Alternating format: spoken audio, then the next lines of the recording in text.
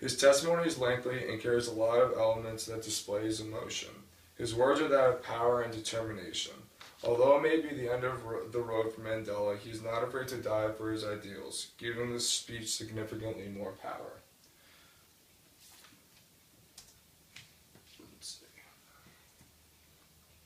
Mandela was fully aware that he could be facing the death penalty, so he challenged the judge to kill him.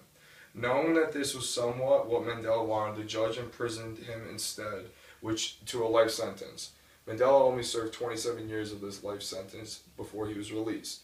Mandela made his words public before this determination, obviously, which adds an aspect of defiance to his speech. Years after Mandela's imprisonment, the country battled against its oppressive government and finally achieved its goal of equality.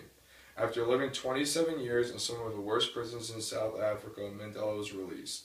In 1993, Mandela was awarded the Nobel Peace Prize for his work to help disassemble the apartheid system in South Africa. His life's work had finally been rewarded after an insane sentence in prison. In 1994, Mandela became the first black president of South Africa, a monumental global achievement. In addition, July 18th was named Mandela Day in 2009. Mandela died on December 5th, 2013 at the age of 95. Nelson Mandela left an incredible legacy. His legacy was cemented by his testimony in 1964, sitting before a judge expecting to face the death penalty. Without his words on that day, Mandela would probably be sentenced to death. He challenged the judge to kill him, which in the end was enough to save his life. The judge also did not want to cause an uproar with the public if the government were to kill him. Nelson Mandela was a political figure for South Africa that changed the nation. He was rewarded for his life's work, but lived most of it in prison. Nelson Mandela's speech was incredible and saved his life, making it one of the most powerful and incredible speeches of all time. Any questions?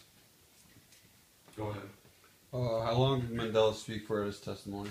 The testimony actually lasted over 3 hours, which is significantly longer than most any testimonies, which kind of makes it more into a speech. He kind of wanted to just lay out all of his ideas against the South African government at that point and really hammer home, because he knew he wasn't going to be able to speak to the public once he was sentenced to either jail or death.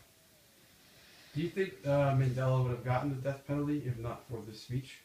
I think that if Mandela had just gone into the trial and hadn't really said anything, then yeah, he probably would have just been made an example of and they probably would have killed him. But because he took the 3 hours to lay everything out and became more of a figure to the public with that it was hard for them to kind of kill him, and they figured that putting him in jail would almost be worse punishment than actually killing him. Thanks, guys.